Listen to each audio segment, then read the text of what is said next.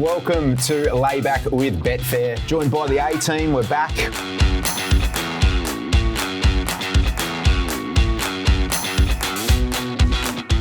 Welcome to Season 5 of Layback with Betfair. I'm your host, only for today. Nick Foot is going to sit in the form chair, but I'm Karl Kaldawi, joined by the A-team here. We got Reece, we got Footy here. We've had quite a big giggle off camera. I think we're ready for a big show to kick off the season. Intro 5 out of 10 for me.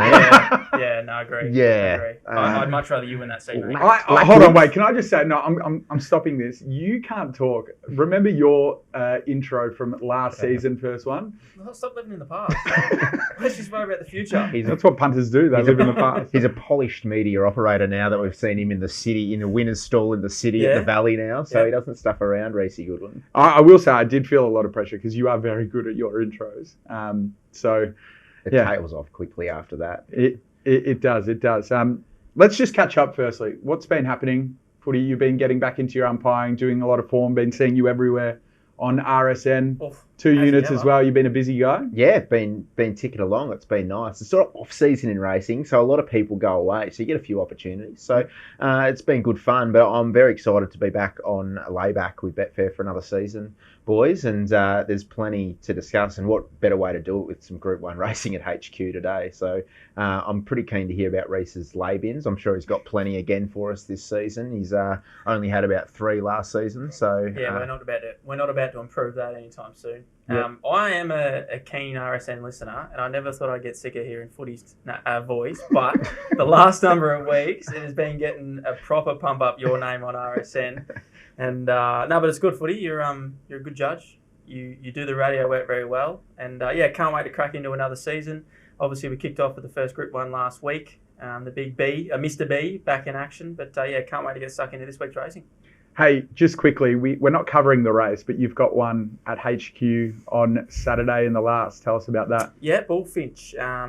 He's a new acquisition to the stable. He ran well enough first up, I thought. He if you read the form, it just says he ran last, beat about 5.5 lengths, but he was pretty sharp on the clock late. 1100 certainly on his go. He's got good second up stats. He gets to Flemington 1400 where he's ran really well before. And I think the only reason he's about 100 to 1 is because I train it, not someone else. So wouldn't be shocked to see him run well. And if he doesn't, we'll be disappointed. He's on track for something like an Echuca Cup third up just into next month. So, looking forward to seeing how he goes at the Big Smoke. You've heard of JMac tax, and you see, a lot of runners, 280, they probably jump $2. Goodwin tax is $20 shot, jumps 151 to 1. It's the best part of being an underrated trainer. You generally get better odds. Love it, the underrated trainer. No, that's good. I'm looking forward to getting stuck into the show. Of course, we're going to start off with the lay bin. I'm going to go straight to you, Footy. First one, Waste Management Open. If that's not the lay bin, the name of the golf tournament. Yeah, intriguing sponsorship deal there with the Waste Management Open. Just call it the poo tournament. If you see some of the behaviour covered in mud streaming down hills at the end, it's probably aptly named. But the Waste Management Open Phoenix, we know what it's about. Everyone would have seen it on the socials. It's very much marketed around being a party type event. So you've got the famous party hole there, and there's lots of beers flying everywhere. We've seen a couple of hole-in-ones over the past few years at the tournament as well. But what's happened this year is the tournament sort of put it out. They marketed around it being this big, effectively a piss-up. And it gets to deep into the tournament, and they've cut off the alcohol sales. So, look, it got out of hand, but if you want to be what you want to be, then you've got to stick with it all the way through and, maybe just go with an RSA from the get-go. But I reckon the Waste Management Open should get in the bin. You've got to stick to your guns. Did you do that one on purpose? What's that? No, the Waste Management Open to get into the bin. Didn't even realise I said it. So there you go. You started very, very sharp. Yeah, perfect. And I'm going to start very, very poorly. I'm going to start from the bottom, and throughout the season, I'm just going to build my way up. And I will have some good lay-bins.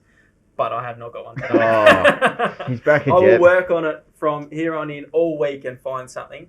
But I've been a very busy man. I'll say. Fair enough. I don't mind that. You're a positive guy, so I don't mind. Yeah, that's what I like to say anyway. Shedding that positivity. I'm pretty disappointed in myself. I'm putting myself into the lay bin. I went to a wedding on the weekend, and Anthony Friedman was there. It was Yeah, a fantastic wedding. He managed to get an invite. He runs in some pretty high circles, Carl. I had a couple of drinks, and I thought, I'm going to go up to him. I've met him multiple times before, just going to the Freedman stables and stuff like that. Went up to him. G'day, mate. I'm Carl. What's your name? Talk right down to him. Fully knowing, like I'm just panicking here. Fully knowing, I know exactly who this is. Of course, I get nervous, right? I'm getting nervous in front of you guys. And he goes, "Oh, I'm Anthony." Didn't ask for my name back, but I gave it to him anyway. And then I proceeded to say, "Sorry, mate. I know exactly who you are. You're legendary." This is nuff areas. He was so nuffy. He was trying to get away, and I just kept on just pulling him back in with the shittest chat on the face of the planet. I tell you what, I've done this before with not quite the same. I remember a night out in the Gold Coast, and I was pretty intoxicated. I introduced myself to Brett Abdullah, and I talked his ear off so much he would have been like, "Who was this dropkick?" And I feel like I'm embarrassed to see him again. Hoping he doesn't remember me. Did you tell him how many Woolamai Cups you've won? Probably. Yeah. I think I was telling him I was going to be a trainer one day. You can ride for me. Yeah, perfect. Here he is in Hong Kong doing a bit better than I am. Who's on Bullfinch this weekend? Jayla Kennedy. Okay, yeah, she's going good. I think she's a star on the rise. Yeah, she's got a really good racing brain. Let's go. Well, just quickly, have you got anyone you starstruck by? Nah, not really. Not really. Fair enough. Nah. Razor Ray Douglas. No. Didn't expect any other answer from you, Footy. All right, well, let's get stuck into Flemington. We're at HQ. We're probably going to race on a good 4. It's going to be 25 degrees, fine, and the track is the rails at true for the entire. Let's kick off with the Group 3 Tressity Stakes. This is the race last year where you were very keen on Anavisto, and Anavisto's won the last 2 editions of this race. And Reece, you were keen on Exalita each way at a massive price, and it ended up rattling home for 3rd. Probably should have won, actually. Is that no? We won't take that away from Footy. We won't take that away from Footy. You can't take it out of my account. Because it's already gone. Yeah. And it was a lay performance from our good friend Tom Haylock, who laid Anavisto. You guys went head to head today. That's exactly why he's not here. But let's get stuck into it. Footy, you done the speed? What are you thinking? Yeah, before I get into the speed, I'll just back over the track quickly. So as you mentioned, it's good for rail true. Last time we raced at Flemington, the rail was in the 9 metres, and there was a really strong bias to be on the rail that day. So there's been a little bit of public outcry following that meet. Rail being back in the true, light winds, 15 to 25k southerlies throughout the day. I expect it to race really fair, which is all we want as punters, and you generally get that with Flemington anyway. Every horse generally gets a chance, providing there is no bias. So I'm really excited about the race, and we'll cover race 5 through to the Group 1. And look, speed-wise, Wishlaw Lass, Sparkle, Running By, they look the 3 key speed influences. Revolutionary Miss, well, she's going to get an economical run in behind the speed from the low draw, I suspect. Look, it's a good betting race. We've got a lot of first up runners, a bit of intrigue here. Revolutionary Miss, she's been kept up from the spring, so and racing through the summer months to add a little bit more black type to her page, which she was able to do, winning the Summon Stakes at Caulfield. Headed to the Gold Coast, ran in that $1 million Magic Millions Cup. She's the fit one. I'm wary of her. Where I've sort of landed, Wishlaw Lass, she's first up this weekend, but her 2 pieces of work, and I don't know if you've caught them, Reece, but it suggests she's ready to rock and roll for this. And that latest winning 1,000-metre trial, that was at Geelong. Lovely piece of work ahead of Attrition, Carini, Russian Ronnie, and Foxy Frida, who also presents first up. So the others in the market as well, Foxy Frida, Vagrant, who's in a rich vein of form as well. They're the key runners there. But Wishlaw Lass, I've sort of landed on here, boys. She just makes her own luck up on the speed. She's tough as nails. She's certainly one of mine. The trial was excellent. Lane's 2 from 2, and best horse in the race. But I think the other one I haven't mentioned, and I want to make a small result, is Mick Kent's Eternal Flame. So she comes through a benchmark 70 win at Caulfield. It was run at a strong tempo. They went 12.2 lengths inside benchmark, 2 to 6. She was posted 3 wide the trip and ran away from them through the line. So she's got plenty of upside. I think Wishlaw Lass is the best horse. That's how I'm going to attack the race. Yeah, sorry, that was outstanding. This is why we have him in this chair. Is why we've got him in that chair. His homework. That was outstanding. Sorry, go on, Reece. What are you thinking? I'm completely with him too. Wishlaw Lass is Nick's horse girlfriend, no doubt about Yeah, that. it is. He's a massive Wishlaw Lass fan. Yeah, big time. And she looks like she's come back very well, and very typical of the Simon Wild stable to have them ready to fire first up. She's drawn well. She'll be banging herself up on speed. Frosty in the saddle. He's absolutely flying. Foxy Frida trialled, I thought, very good as well in the same trial at Geelong. I think she's a better second up mare, 1600, and her statistics would read that too. So watch her for next time. Revolutionary Miss is probably the one that's got a bit of fitness on her side, and she's going to get a very good run from gate 1. I think Vagrant will probably be 3-4 back the fence, and if Vagrant can somehow get the passage through she got at Caulfield, she's a chance, but she's going to find it tougher against Wishlaw Lass, who's going to be a number of lengths in front, and probably not going to have to do too much work to be in the spot. She's either going to be outside leader or 1-1. So I think Wishlaw Lass is a bet. She's got a brilliant record. She's a winning machine. She's got a good jockey on board, and she's going to get a good map and running. So, strong bet on her, I think. I like that point you make around Vagrant. I think she would have had to have been considered a bet, but that gate, that inside draw, she gets back in her runs. And as well, Bo Mertens, I know he's sort of been the key to her in many respects, and that he's out injured at the moment. Ben Mellum's certainly going on. You can't knock it. But it was unbelievable the run she got through, considering the track pattern at Caulfield. They all just fan for it. On a day where you needed to be, if you weren't on speed, you needed to hug the fence, and it just opened up beautiful for her. But take nothing away from her. Mitch has done a terrific job for her to come through the grades. I mean, I think she was a 70 winner not long ago, and here she is in the market in the group race. So she's as Mitch has said, she's a real winner. She's got a real will to win, but this will certainly test her out on Saturday. Yep. I'm in full agreement with both of you. I like the chat around Eternal Flame. Someone I'm definitely going to keep an eye on. An interesting one is Damien Lane actually jumps off for Wishlaw Lass. So, something maybe potentially in that. Just a quick little one. Wishlaw Lass carries 58 kilos. The only winner to carry that much weight in this race in the last century was Anna Visto last year. So the weight is going to be an interesting one. Do you think there's any concern there, Reece? I don't think there's a massive spread between all of them, which certainly helps. I mean, if some of these mares were getting in really light with some claims and there was a bigger spread, I would be. But I don't think there's a massive difference there, and I think she'll still be too strong considering that. Yeah, and you look at the key rivals in the market. Like you look at Revolutionary Miss, who's on the second line of betting. Well, she carries more weight than Wishlaw Lass. And then Eternal Flame, well, she's the one on the up. Like I know she won last start impressively, 3-1 no cover, but that's benchmark 70 level. So we're talking about 2 kilos. Yeah. So it's not as if it's 6 or 8, which would make a much bigger difference, I think. Yeah. Simon Wild has to be also one of the most underrated city.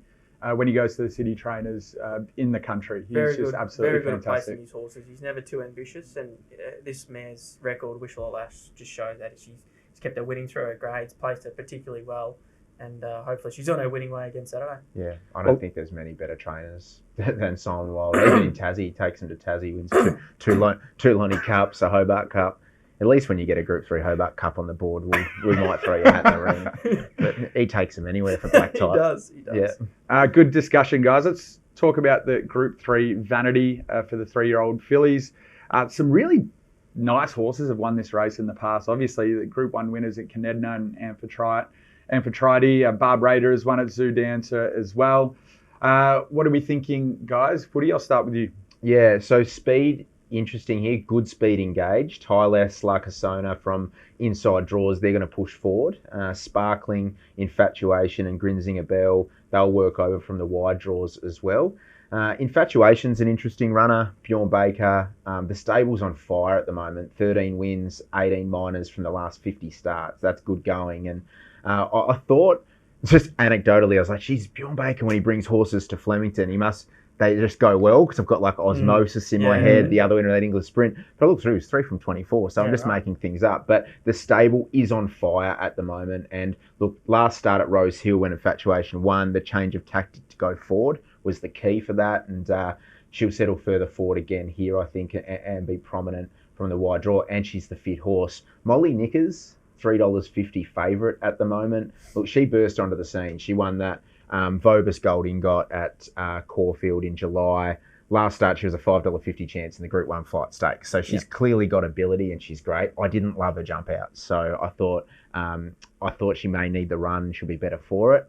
And in terms of how I'm going to play this race from a betting perspective, well, Donegal's the one. So she was a really nice winner first up at Sandown, 1,300 metres. She gave her competitors race fitness that day and was still too good for them. She was last at the 400, went through her gears really nicely, and the win was soft in the end, let's be honest. So she looks a really nice bet, Donegal there, stepping up slightly in trip. And I'm going to make this a hamburger with the lot, boys, because I think Molly Nickers is going to need the run, and she's far too short in the market.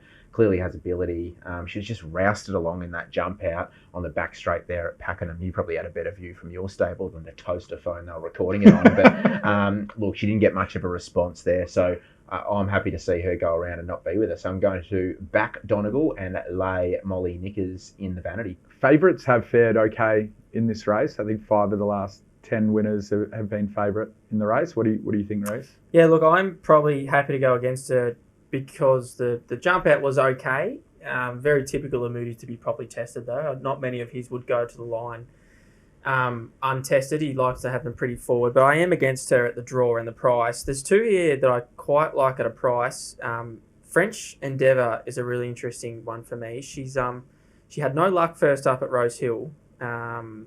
Second up last prep, she was a very good winner at Hawkesbury. Don't get me wrong, it was only Class 1. But then she ran 4th to Tis Invincible in the T Rose Stakes. And she was very good there. And then she had one more, and it was probably an end of prep run. I think she's a Matthew Smith, another trainer who brings horses down at the right time and knows which horses to bring down to Melbourne. I see there's a little bit of specking already. Got a good jockey in Mick D. She's probably going to get back in the run, so I'm going to have something also small each way on La Casona, who is going to dead set put itself right up on speed. It led at Sandown. It was a race that didn't rate that great, but it was a small field. They controlled it from on speed. Showed really good fight. She was, I think, 2nd or 3rd in market, and the horse down the bottom, Inez, was short price favourite with Blake Shin, and it had its chance, loomed up, and this filly kicked really strongly. I think she's the type of filly that you see every now and then come off a maiden win and take that jump pretty easily. The ratings might not say it, but she's only had the one start. I also like Craig Williams sticks with. He probably could have had some other options in this race. He obviously likes what he felt in that debut win. So I want to follow her on speed, and I want to follow French Endeavour off the speed, just in case they do it over up front, which I think there is a little bit of speed in here. So it'll be interesting to see how the race unfolds. But I'm sort of one at the front end and one at the back end, and hope there's a bit of a boil over at a price. I'm glad you brought up French Endeavour, because obviously Matt Smith is another Sydney trader bringing one down. And as you said, I completely agree with everything you said. You really got to keep an eye on when he brings horses down to Victoria. Infatuation, obviously Beyond Baker's flying as well. I'm probably leaning towards it. It's going to be a fantastic race, though. I'm looking forward to it. And I know that Jackson Oldham has some points against Molly Nickers as well and agrees with you, Footy. But we're going to go to a race that I absolutely love. It's the CS Hayes Stakes for the 3-year-old colts and geldings. Like I said, I love this race. One of my favourite editions was a few years back in the pouring rain, Alligator Blood versus Catalyst. They went head-to-head for the whole race. Was anyone there that day? I wasn't on course, but I remember watching it on TV somewhere, though. I remember back in Catalyst. Still just got over it. Oh, yeah, I know. Thanks for bringing it up, Carl. Where did they go after that? It was a shame about Catalyst. He was a super horse. He was. I really enjoyed watching him race. But have a listen to some of these winners of the race. Pinstripe last year, racing a Cox Plate last year as well. Tagaloa, Alligator Blood, The Inevitable, Grunt, Haydock, Wandjina. So, yeah, some super horses there. Sounds like it throws almost stallions. Basically. Yeah, exactly. Stallions there. But the interesting one is the Derby winner, Riff Rocket, first up. Looking forward to seeing him back. Footy, but who are you going to keep an eye on? Yeah, I'm with you, Carl. It's the race I'm actually most looking forward to on a day where we've got the Group 1 Lightning Stakes. So it's going to paint a nice picture around the Guineas as well, and a few of these are obviously key in the market there from a futures perspective. Look, the speed here, there's not a stack of it. Ambassadorial will go forward, Run Harry Run, Verdad from 2 will be a speed influence as well. Otago has terrific gates speed, but I suspect they might try and take a sit with him as well. It seems they're sort of trying to educate him every time they step out, because he does do a little bit wrong. Look, King Colorado, he was super impressive. His return in the Manfred Stakes, first up behind Brave Me. That race was run at an even tempo, but he got home 4.2 lengths inside the class average for the last 600 and some of the fastest closing splits for the entire meeting. So that's the sign of a colt who's come back in very good nick. And he looks to be a better horse ridden colt as well, King Colorado. So Mark Zara draws 9. I suspect he'll have a bit to do late. The step up in trip will certainly suit. He'll get his opportunity at Flemington to go around them and go through his gears, but he's going to have to go past a couple of good ones. That's what you've got to weigh up in the price because he is quite short. You mentioned Riff Rocket, the returning Derby winner. He's one of the more dynamic Derby winners, and he returns off a couple of quiet Warwick Farm trials over 900 and 1,000, where, as you'd expect him to do, he just sat out the back and got through the line nicely under minimal pressure. Vidad, I was really taken. He's had 2 jump outs in an official trial, and I was really taken by his trial. I thought it was excellent. Hit the line well. He just shaded by Ouroboros, who you'd expect to be sharper over 800. So I'd have him ahead of Riff Rocket for a race like this first up, but I'm going to be playing around those. I'm going to be backing Otago. So he's my pick for the Oz Guineas early, and I've got a lot of time for him. I think he's got a stack of ability. And look, he's 5 weeks between runs. He had a jump out between runs as well, and again, he's a bit green, did a bit wrong. He sort of got the head in and wanted to lay in a little bit. They've put the bubble cheeker on near side for this to try and straighten him up a bit. Mertens loses the ride to Ben Mellum due to his injury. But yeah, I've got Otago on top. And I'm also going to spec something small on Hey Fat Cat. I don't know if you caught this runner last week. He's on the 7-day backup. The Stewards report, boys, it's a dossier. It's like reading the bloody Lord of the Rings trilogy. There's that much on it. So, but in short, he missed the kick, bit went wrong, and providing he does everything right, I think $11 is a nice price for him. So Otago main bet for me. Hey Fat Cat is going to be a result as well at double figure price. I'm strongly with King Colorado. I think he's the best performed horse in the race, no doubt about that. I think it'd be silly to argue that. His first up run was super. You can't knock that either. So he's already had the run under the belt. I think if they've got some big plans for this horse, he probably needs to be winning this type of race. Zara on, he is going to get back. That'll be the worry. But I don't, as you said, Footy, he was very good late in an even tempo race. I'm not convinced he needs strong tempo. I think a soft tempo might suit him. I know it doesn't always suit horses to run them down, but if he was run off his feet and he was a long way off them around Flemington, I think that would be a real tough run for him, and then he'd have a lot of ground. I think I'd rather him be off a slower tempo, only 5 or 6 off them. There'd be a 3-4 wide train coming into that's wide sweeping band, and he'll be able to come off their backs, and I think he'd be too good late. Otago, don't get me wrong, shown some clear ability. For him he might run really well Saturday and he might win. Don't know how many runs they're going to get out of his first prep. I think they're doing a good job that they're spacing his runs, but it's going to be a very busy autumn considering he hasn't had a proper break. So good luck to the Roll the Dice boys. They've paid good money for him out of New Zealand. He's doing everything right. No doubt he's a good horse, and he's going to be a better horse in time. I think he's been marked off price-wise, the anticipation of where he's going to get to rather than what he's done compared to a King Colorado, which is fair enough. But I'm firmly in King Colorado's corner, and another horse down the bottom, and the only reason I take really interest in this horse is the jockey booking. It's Damien Lane on Et Tu Brute. I think that's how you pronounce it.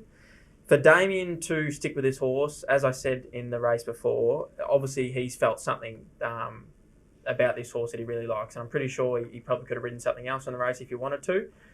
He's got a good association with the Freedman team. This horse has been slow away, so he's probably going to be out the back with King Colorado. I don't know if he's going to be as good as King Colorado late, but I think he's a horse to watch, and he's going to prep up well towards an Australian Guineas. And yeah, I'm just really keen to see what he does on the weekend. I think Damien Lane sticking with him is a real positive push. I think the fact that King Colorado had that first start in the Manfred bodes well for him, but only one horse this century has carried more than 57.5 kilos and won this race, and that was Tagaloa in 2021.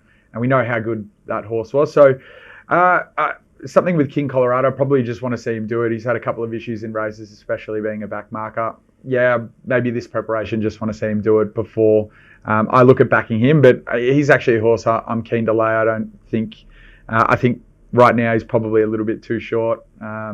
If he drifts out a little bit, potentially we'll look at backing him. Any other final thoughts there? I think it's been a pretty good summary. Like there's a few runners in that market they wouldn't shock if they won, and it's really difficult when you're assessing this race. Reece touched on on a couple of these ones, even in the last two races, how it's really hard to price and predict improvement from these maiden grades to these black type races pretty sharply. So again, we'll learn a lot whatever the outcome in the CSAs. This is probably the little difference with me is against Otago. I was specking one in the race before of La Coronessa.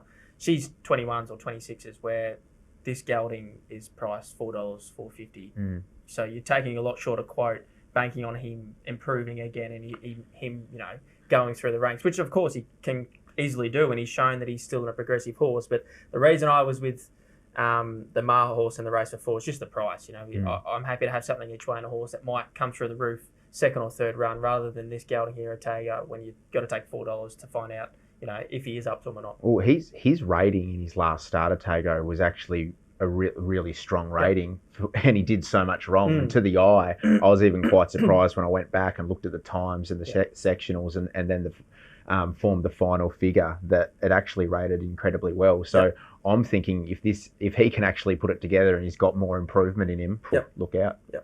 Here we go, guys. It's time for the Group 1 Black Caviar Lightning. It's just simply a race that good horses win. I absolutely love this race. Over the 1,000 metres at Flemington, down the straight. Last 2 years, the race has been won by 3-year-olds, Coolangatta and Home Affairs, which bodes well also for I Am Unstoppable. We saw Lloyd Kennywell over in Las Vegas. He was on After the Last doing an interview at midnight. Did anyone catch that one? I didn't catch it. I flicked the TV on. I thought it was Pitbull. Mr. Worldwide. Not bad. So when did they get him on racing.com? This is a good get. That's good budget.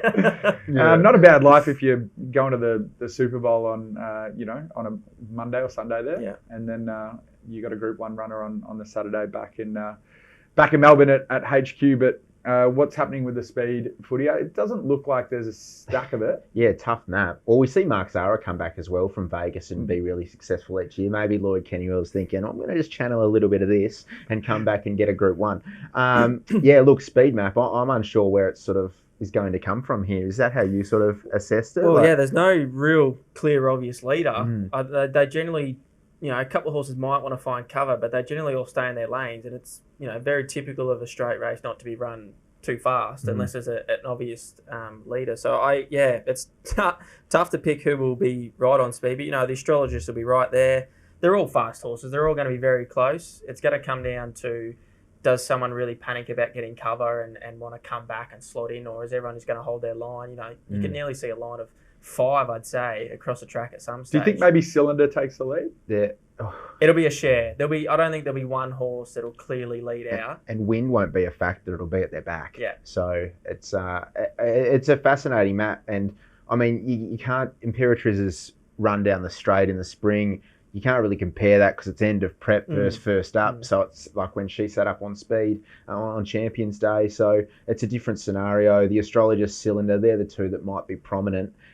Fascinating little race. So it's come up a little bit thin in terms of numbers, but there are some genuine Group 1 competitors in here. It's a great spectacle. Yeah, I think it's a race that doesn't actually usually get many numbers to it, but it's always a fantastic race. It probably averages only 7-8 runners in the field over the last 5 or 6 years. But and I think I was listening on After last night. It's only had 12 runners once in the last X amount of years. It's been a while. But I love what Joe Pride has done. He said, you know what, I'm coming down to take on Imperatrice. Likely to start an odds-on favourite. It'd be interesting to see what the Betfair Exchange does. Currently odds on at all the corporates, but you're seeing around $2.10 on Betfair at the moment. What are we doing with Imperatrice? Yeah, well, she presents off that most talked about trial in the history of trials, doesn't she? And it was, I think the best way to put it was casual. That's how I'd sort of define what she did. And look, it was a hot trial in terms of who was in it. You had Bella Nipotina, I Am Unstoppable, who lob here as well. So if you put a lot of your thought and your energy around those trials, well, you can sort of tie them in and see where they're at if that's what you really want to use as your key form factor. But look, what I really liked and has since thrown a curveball in for me around Imperatrice this week is she was taken out to Moonee Valley on Monday morning for a track gallop, and I assume it was to sharpen her up and say, hey, this is where you took the piss in the spring. Remember that? How about we sharpen up? And she'd had track gallop with Sans Doot, who's a genuine benchmarker, but the piece of work looked to be much sharper and better. And Thank God she beat in the gallop. And I know trials. Might have been worried then. Trials are different, obviously, to track gallops, but you can't underestimate, a great trainer like Mark Walker and knowing his horses and knowing what's best for them. So this just adds a little fly in the ointment in terms of, do I want to back the world's best rated sprinter now at $1.80? So it's really intriguing for me. I'm going to stay out. I'll preface this by I'm going to stay out because it's just a bit too hard. And at $1.80, well, she can kind of win without me, and I'd be happy if she won. Private Eye, fascinating runner. Joe Pride's a real competitive unit. And as you said, he'd be like, I want to come down and take on the best, and I want to beat the best. And Private Eye will 4 from 8 first up. 2 quiet trials. So he's going to be raring to go. So he's going to be he's tough to assess as well. And then there's I Am Unstoppable, and I think his most intriguing runner outside of Imperatrice in this field is the 3-year-old. I've got him for a new market, so I hope he doesn't win because he's going to cop it penalties wise at the weights if he does. So what's his weight for a new market? It's like 50. 50. It's 50, but and Jamie's booked if he does. Incredibly well weighted. Yeah, that's going to be a fascinating race. We can talk about that in a few weeks. Look, he's most untapped as well. 6 starts, second to Osmosis in a cool ball. Where does he get to this prep? Then Cylinder, 1.2 lengths off Think About It in the Everest. It's a great little race. So Bella Nipotina as well. She's a corker. We always overlook her in Group 1 races, and she's a genuine Group 1 horse, and she has a bomb-proof setup in terms of how she goes about it. So, and she trialled well through that race too. So, look, that's my assessment of the race. I don't know if anyone's going to learn anything from that, but it's a stay out for me and watch. Yeah, look, I am going to lay her, and this is big. Well, it's just laying her because of the price. I'm not laying her because of the way she's going, but. You're not doing what Tom did, and basically saying that Anamo's not a good horse and weighing it. I would never do anything Tom does. Yeah, it's a good call. It's a safe way to live. But if we're talking, anything short of $2, I just think she's a lay because I think trials are just guides. Don't get me wrong. But if you're gonna use that trial as a guide, she's not going as well. She wasn't going as well as some of the others in this race. So for me, watching that trial, I'm just happy to, have a play around a couple of the yellows. But in saying that, I back in Mark Walker and the team enough that if something wasn't right with this mare, she wouldn't be here. They're not just going to run her for the sake of it. They're not going to have a blemish on her record and then say, look, we shouldn't have run her. So I back in at the stable, are very happy with her to be there. But from what I've seen, from my eye, that you couldn't possibly take him that price as a bet. So I'm more than happy to be laying her at that type of price. Outside of that, good luck. Anything could win. I think Rich Fortune, unfortunately, is probably the only one that can't win. Wouldn't be shocked to see Espiona win. The Australia just can't win. True. Yep. No, fair enough. But outside of those two, I think anything wouldn't shock. Espiona. So there was Cylinder. The astrologist and Espiona all had a trial up the straight. Espiona was under double wraps from Mickey D. Cylinder trial good with Damien Lane in the saddle. I wouldn't be shocked. She would obviously have to not be at her best to get beat. I think if she's at their best, she clearly wins. That's why she's the best rated sprinter in the world. But yeah, after watching that jump out, I struggle to fall into horses at that price when they're dead set airborne. Let alone after what might not be the best trial you've seen from her. So, cracking race, going to be very interesting, and can't wait to watch it. I'm looking forward to seeing the small field and having a look at the tactics in the race and the strategies from the jockeys, because where are they going to go? Barrier 2, obviously, Imperatrice is going to jump from. And that has been the most successful barrier this century for this race. So, it's going to be an incredible race. I just wanted to ask you about Imperatrice going down and having a gallop at the Valley. Just the nuances of horses is fascinating, and that's proper trainer craft, right? They would have planned that. I don't want to speak for them, but they probably didn't have that planned. But after a lackluster trial, they thought, well, maybe we need to give this girl another trip out. See if we can spark her up, get a bit of interest. And Moonee Valley is the best place for it. It's very unique, even without the crowd. On an early morning down there, it's a very unique place. Obviously from her work, they're happy enough that she's pulled up well from it, happy with what they've seen. But Yeah, I think it's a great move. If it might give everyone a little bit more confidence in her now, and that might be the difference between her winning and losing. As simple as that gallop on Monday.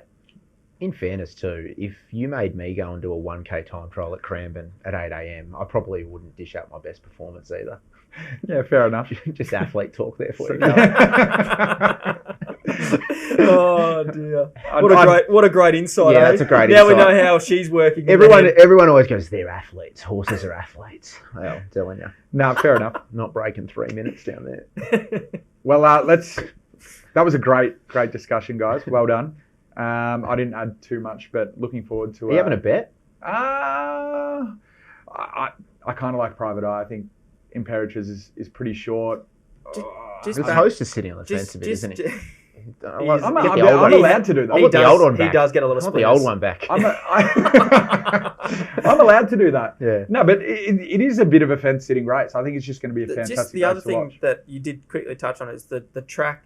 It probably helps her that it is a smaller field, because if they do need to get to the outside of the track, gate 2 is not a massive concern. Whereas if there was a 14, 16 horse field, that inside compared to Private Eye maybe drawn the outside, which he is Saturday. If there was a bigger difference between gates, that could come down by the end of the day. We might know there would have been a couple of straight races by then, and we might be thinking, gee, Private Eye's drawn the perfect spot. She's going to have to come across, which she probably can in this small field. So it's going to be very tactical, as it always is up the straight. Sorry, this is a weird question, but will Victorian racing look a little bit silly if Private Eye wins on Saturday?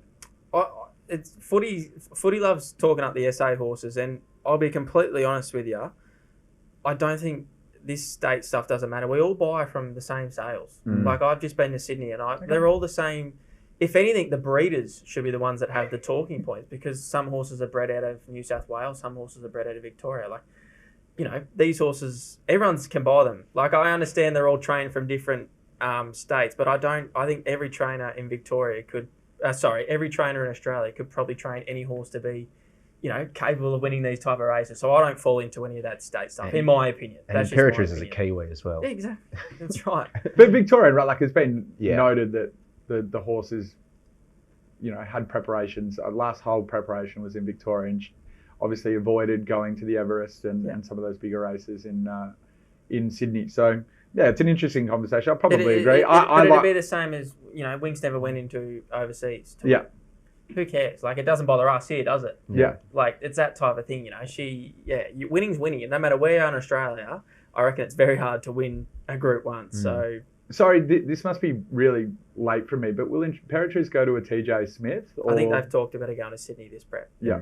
Yeah. Maybe finish up Let's there. just get the weekend out of the way. One week at a time. Let's get my lady out of the way. All right, well, let's get stuck in, have a little bit of a break from the racing, and we're going to go to what caught my eye, and something's caught your eye, Nicholas. Yeah, connections and jockey battles. Yeah. This is what we're going to roll with here. Fighting. Bit of sword fighting. A couple of big dogs in their respective fields, and that is John O'Neill versus Mark Zahra.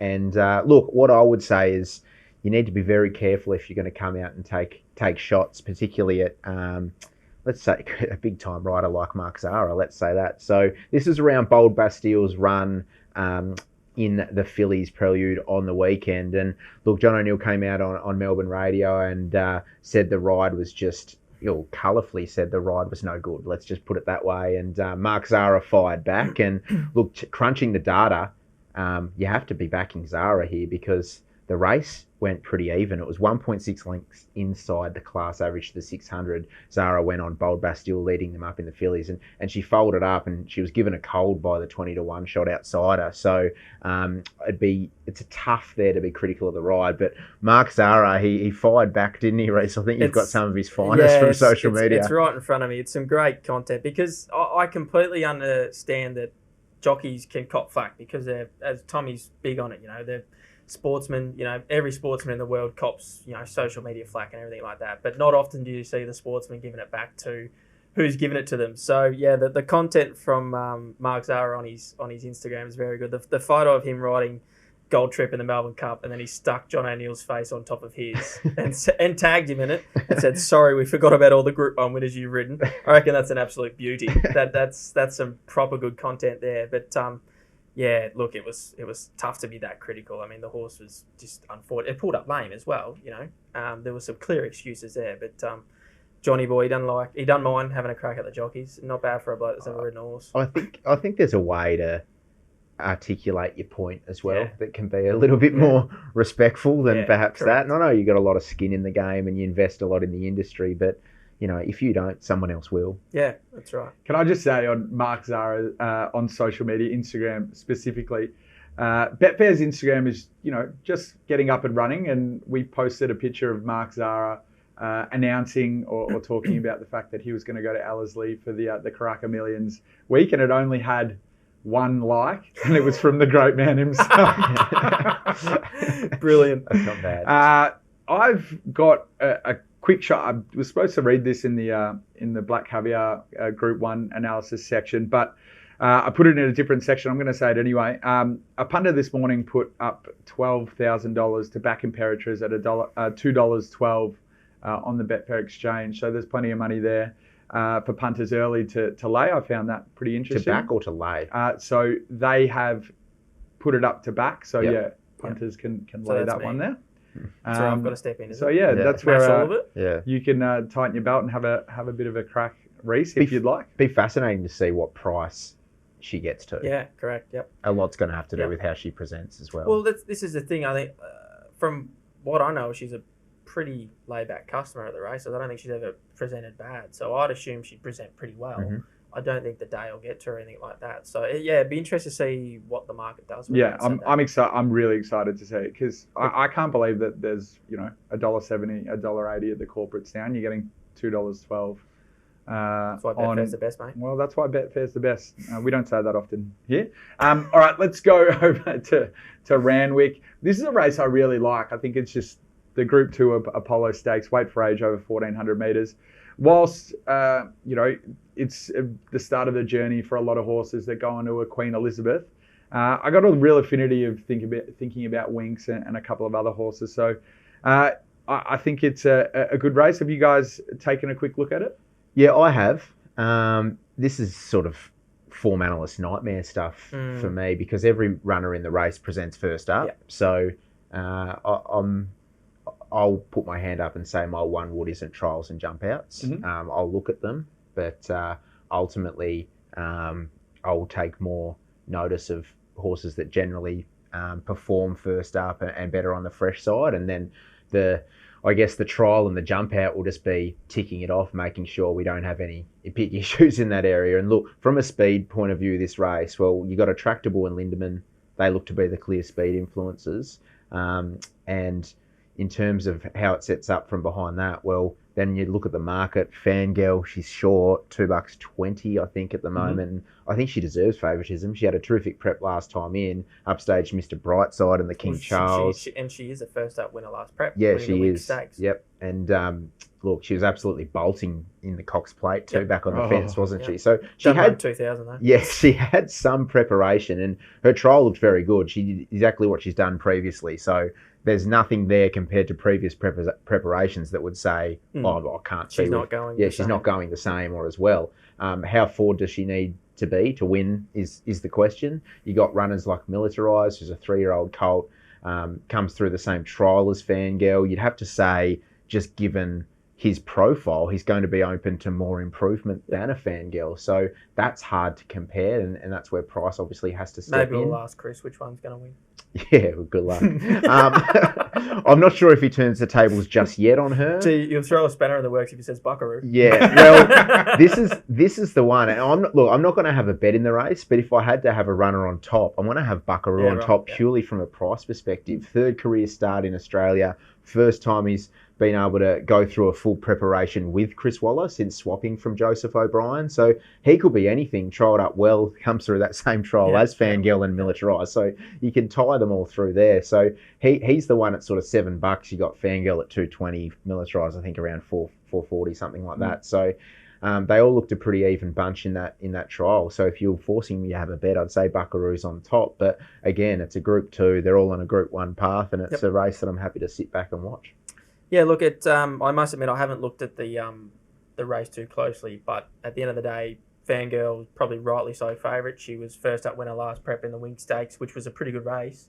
J-Max on her, which I think is probably the biggest key. I mean, he probably could have ridden Buckaroo. He probably could have ridden Militarised. So Militarised, really keen to see how he...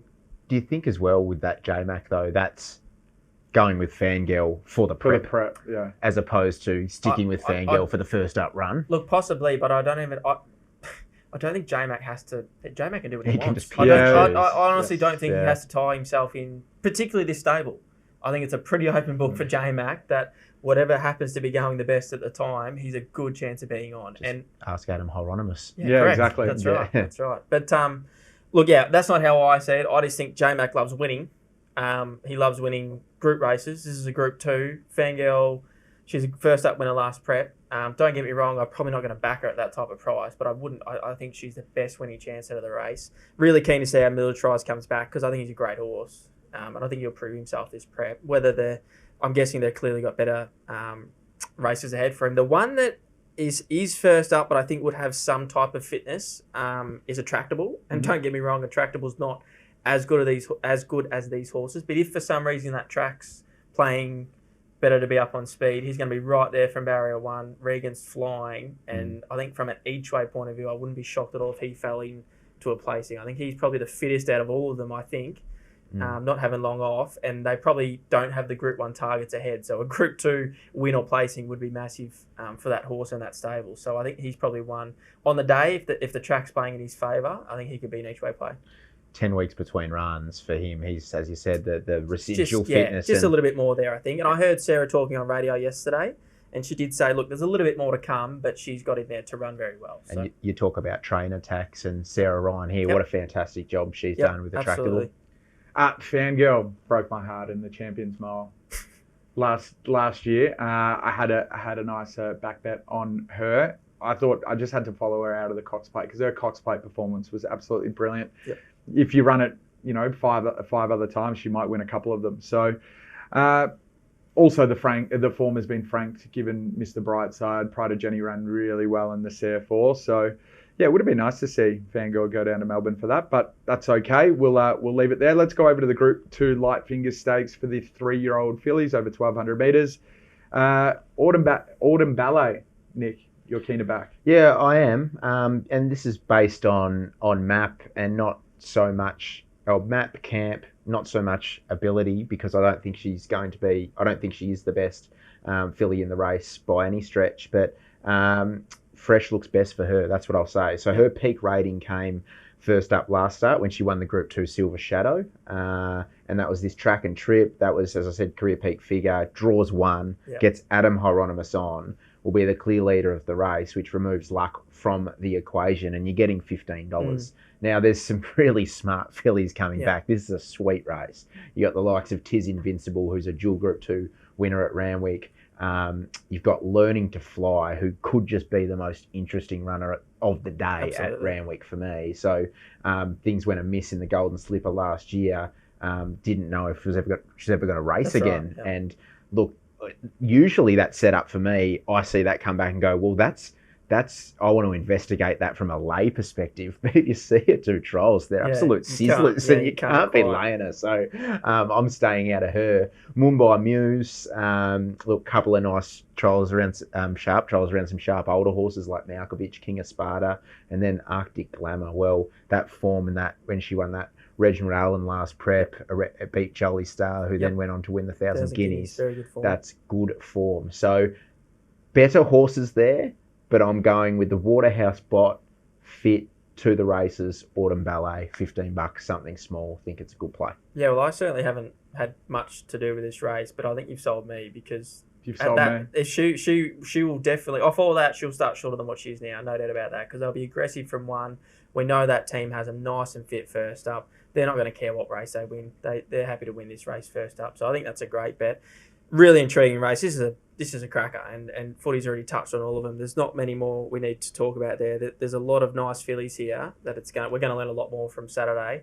And it wouldn't surprise me if they can somehow go in a couple of different directions. There'll be a few winners out of this race. So really intrigued to see how Saturday unfolds for this.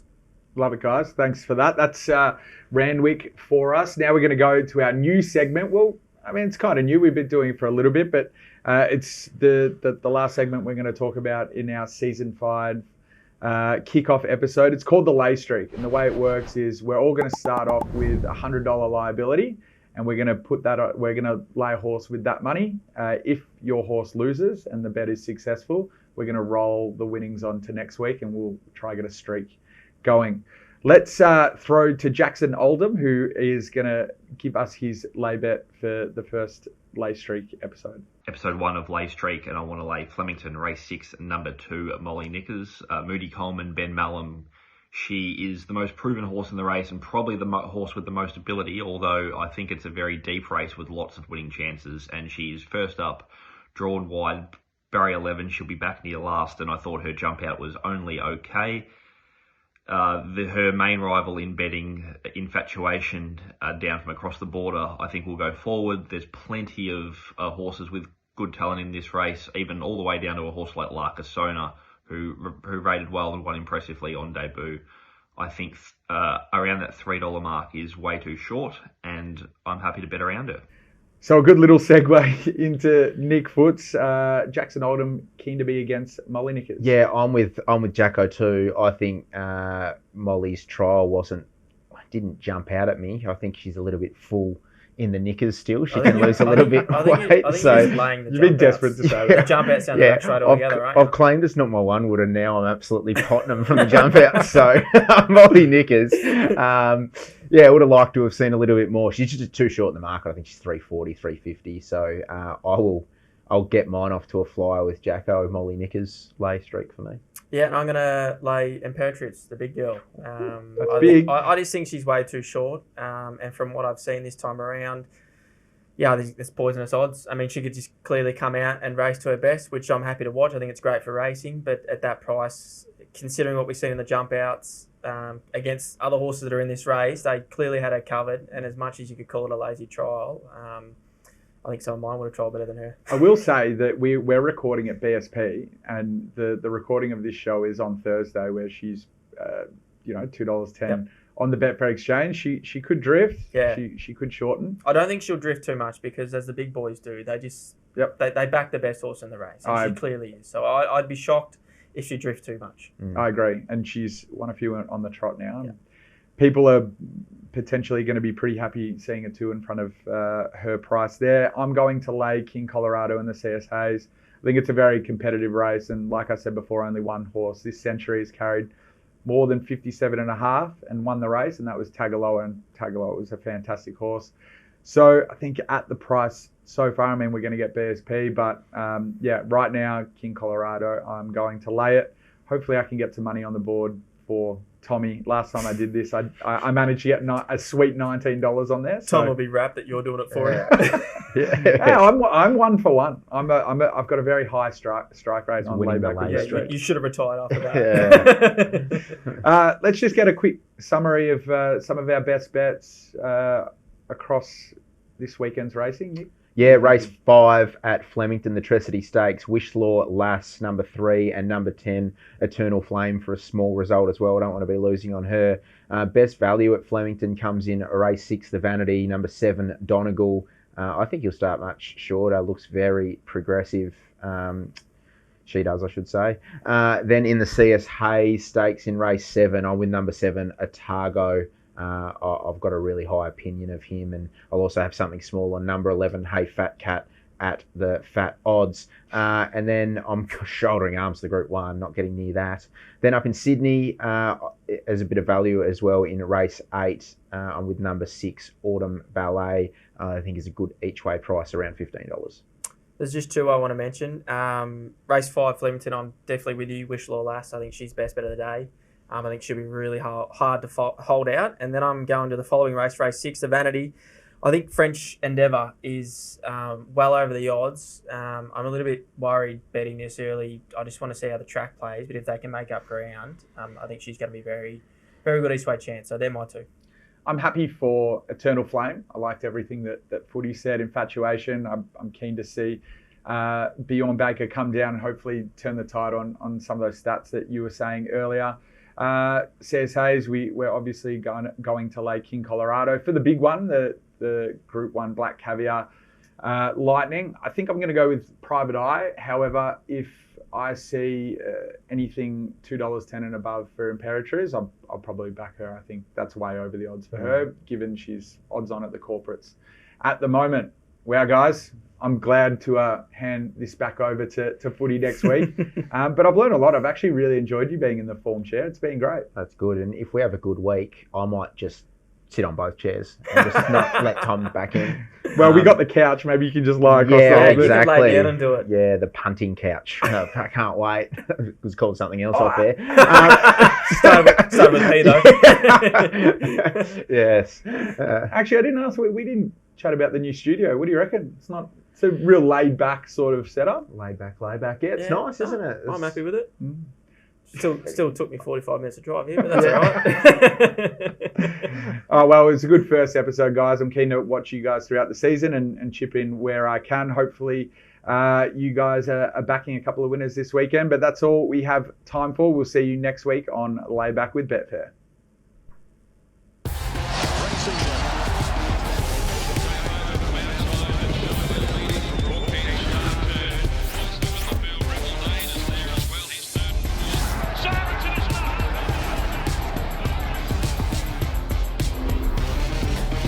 What are you really gambling with? For free and confidential support, call the number on the screen or visit the website.